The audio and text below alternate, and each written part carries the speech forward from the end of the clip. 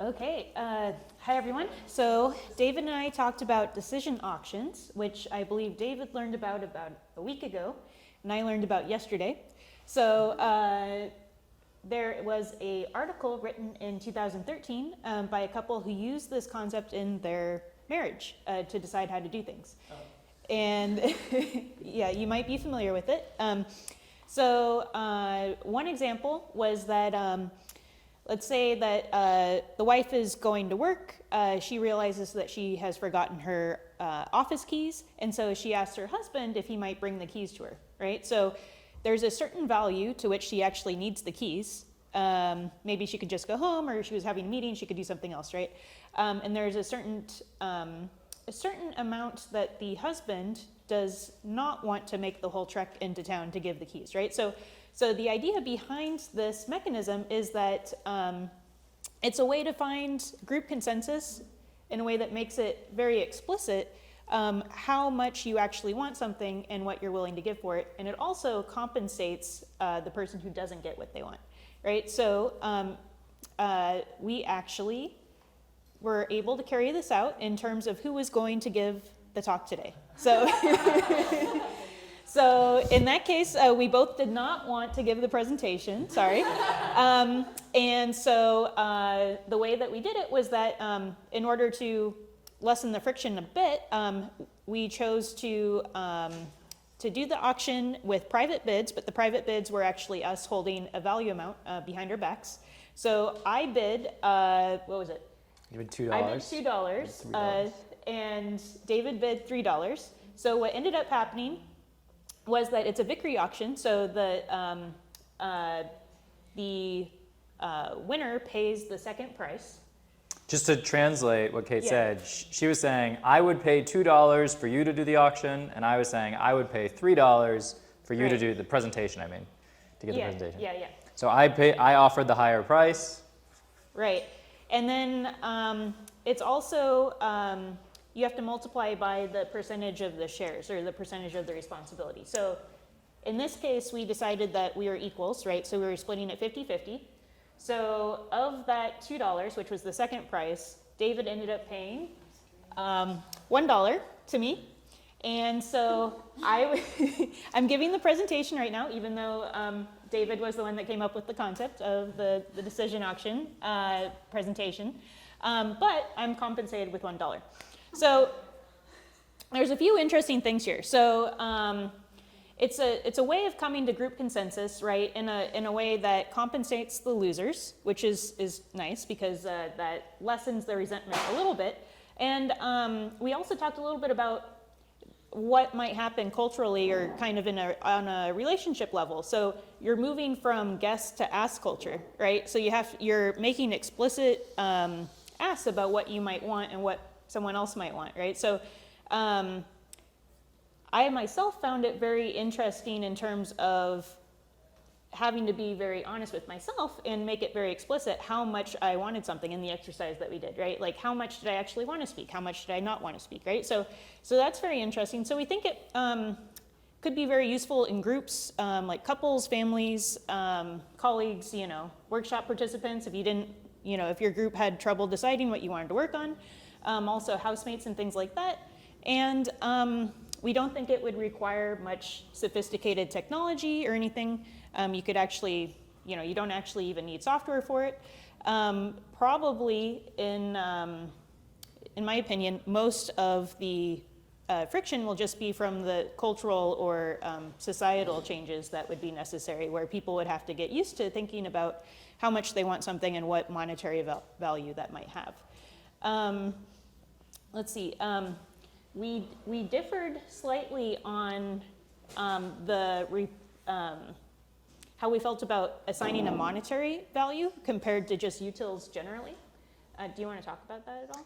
Yeah, there was a major question about what happens if the participants have wildly different wealth disparities or income disparities, and does that create a very unlevel playing field? And there's different takes on that, and one possible solution to this problem is that instead of using dollars, you use some sort of made-up token specifically for this purpose. You can set aside a separate pool of money where everyone starts out even. So there are some solutions to address that. The gain, again, just re-emphasizing what Kate's saying, the gain that we see is that you're being very explicit about how badly you want something. Going back to the case of the couple who had lost their keys, it turned out that the wife, who was hoping that maybe the husband could bring the keys downtown, she was willing to pay $8 if he was to do that, and his bid to not do it was $45. So there's a pretty large gap, I mean more than 5x between the two of them. And so being able to put it in objective terms can be very useful to really be able to compare, because otherwise we're always trying to do this, we're trying to feel each other out, and it's very imprecise. And so there's some very nice benefit about being able to have something you can compare a lot nicer. Yeah, and in the article, they mentioned that if they discovered that, for instance, if they were trying to negotiate over like who's going to do the dishes, if both of them had a very, really did not want to do the dishes and assigned a very high monetary value for that, it might be good to use US dollars for that, because then you could just say, oh, that's the amount that we should be paying someone else to do it, right? So I found that kind of interesting, but I do think that, the maximum bid that someone has it's dependent on their prior wealth, and so that could, depending on the context, you may want to choose not to use US dollars for that reason and use some kind of utility token. Is there anything else you wanted to say?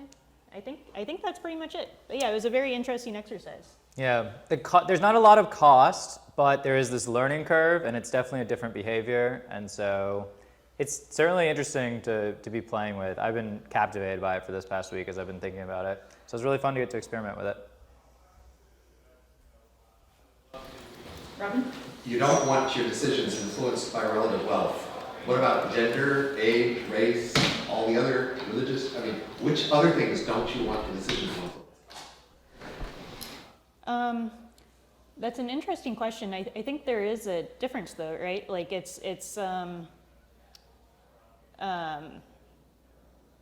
I think people have a naive sense of fairness, right? So you can imagine over a 4-week period, if you have 4 people who are each trying to choose a place for lunch, the kind of naive sense of fairness is like, one person, one vote, each person gets to choose for 1 week, right?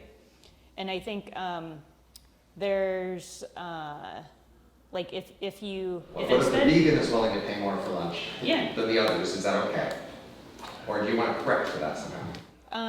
Well, it seems like there's a difference in their preferences. They might have strong preferences, right? And their ability to carry out those preferences, right? To pay. Like those are 2 different things. Right? So is the vegan a billionaire, or does the vegan just have? As an economist, I'm curious, why some of the context matters, the other doesn't. You have a simple mechanism, you're correcting it for one thing, and there's a whole bunch of other things you could correct it for. Why correct it for that one thing, not all the others? Well, me being a woman or whatever, right, doesn't allow me to bid more, right? Having more money allows me to bid a higher value. So that's why you'd be correcting for the prior wealth, right?